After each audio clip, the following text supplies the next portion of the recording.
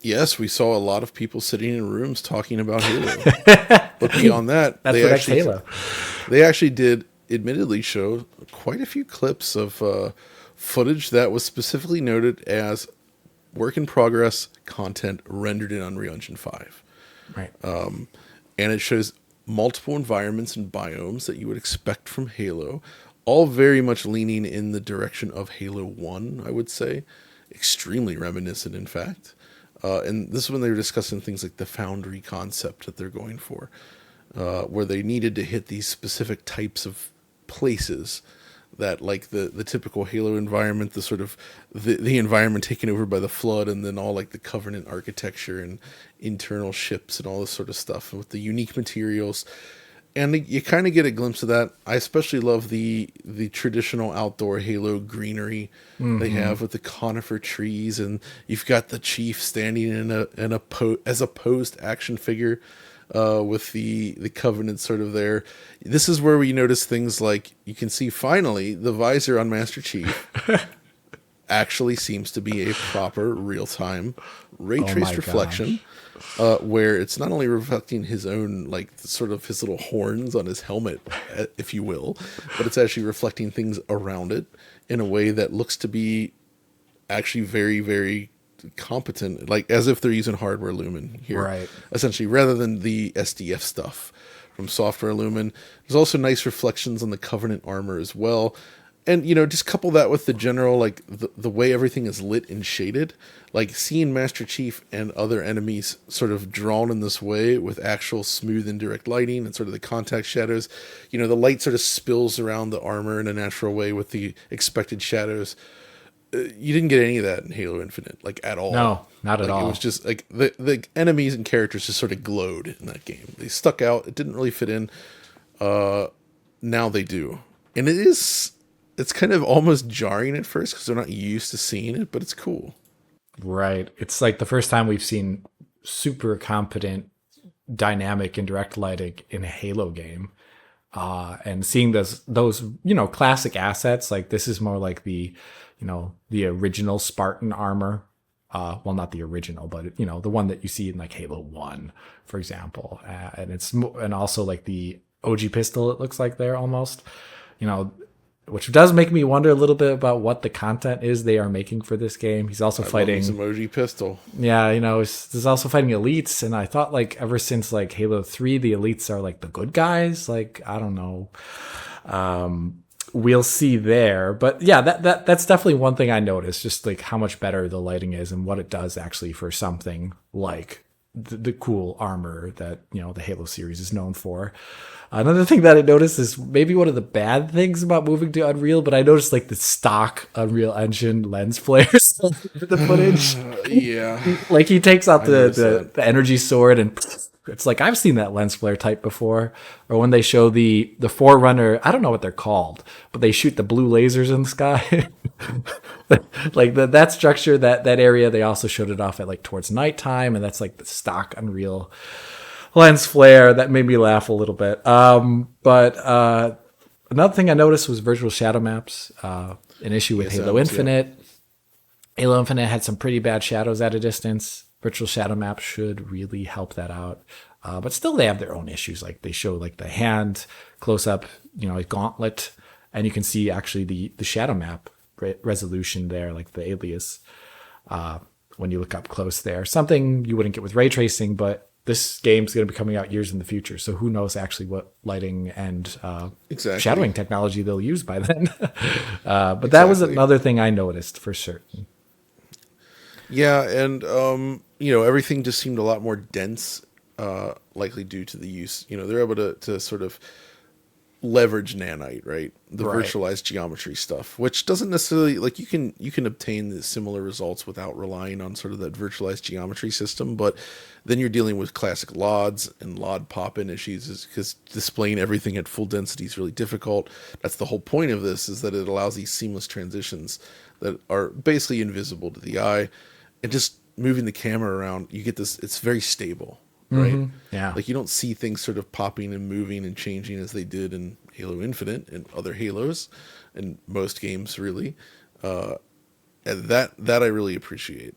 Yeah. But it is interesting, some of the shots though, you look at them and then it's like you think back over the last 10 years of games and it's like, yeah, this shot with the grass and the waterfall, like that looks really good, but then it doesn't like it doesn't feel like a gigantic leap either. And and that's the thing, we're starting to deal with technology in this very granular sense, right? And like when depending on how the art style is crafted and the way things are designed to look, you can still end up with something that looks beautiful and is technically very detailed, but it doesn't feel like it's like miles away from where we already have been, right? Yeah. It's a jump from Halo Infinite, but not necessarily from other games, Right. if you know what I mean. I know exactly what you mean. I think part of that is just, well, part of that I think is actually changing the way like a game world is maybe developed. Like if it's like hand placed assets, it's gonna like evoke a level of artificiality in spite of the fact that it's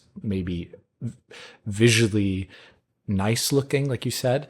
But like, yeah, like, cause the real world is like formed by weathering and years and decades, centuries of It just doesn't, yeah. It doesn't organic look buildup. like this. Yeah, the real world looks different than the pseudo Pacific Northwest of the rings, I guess. But yeah, I know exactly what you mean. I did get that feeling too while looking around the environment. One thing that I did like was for the first time we're going to see maybe per object motion blur in a Halo game, something that the games I think have probably could have used ever since Reach about. It would have been nice to have seen. But Well, yeah, you didn't like their anti-aliasing method in Reach where it basically created blur on everything? less of a fan actually, John. You'd be surprised. But I guess yeah, maybe a level of competence there. The one thing I'll also like is that presumably if this does come out on PC, they'll have support for like DLSS, TSR, FSR, whatever.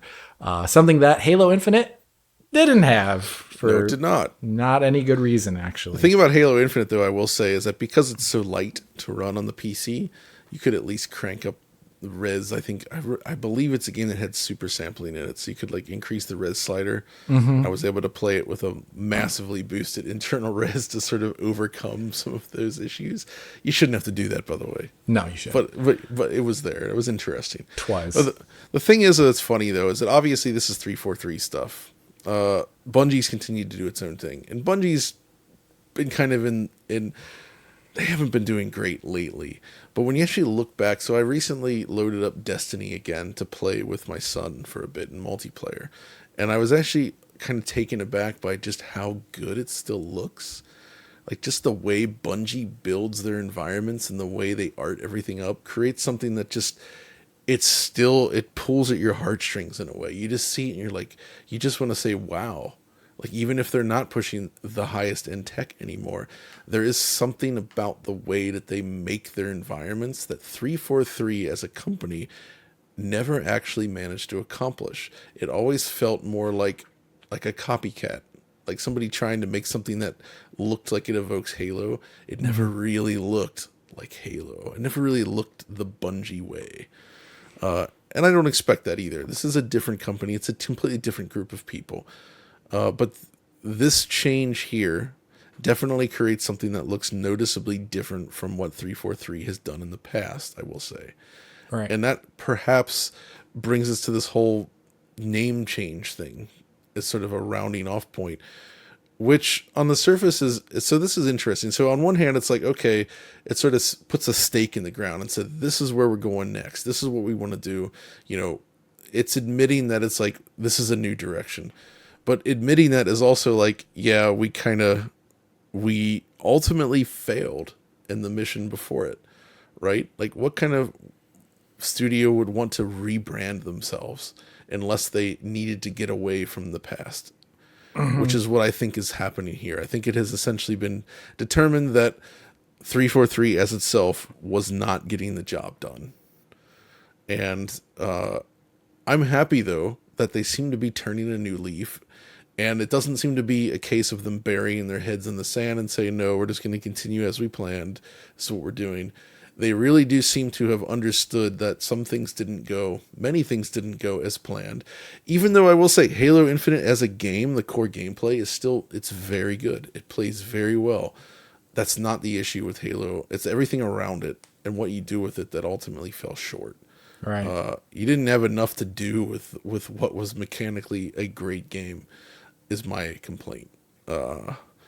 And to me, this feels like they might finally, hopefully, get it, because this is also, to me, like possibly the last chance they really have to get this right.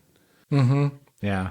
It's incredible that they're giving other chances at this point, though. After, if you Yeah, when think so back, many other studios don't get yeah, that somebody, chance. you can be hi-fi rush makers and then not get that chance, although you made like one of the best games of that year. So yeah, Tango.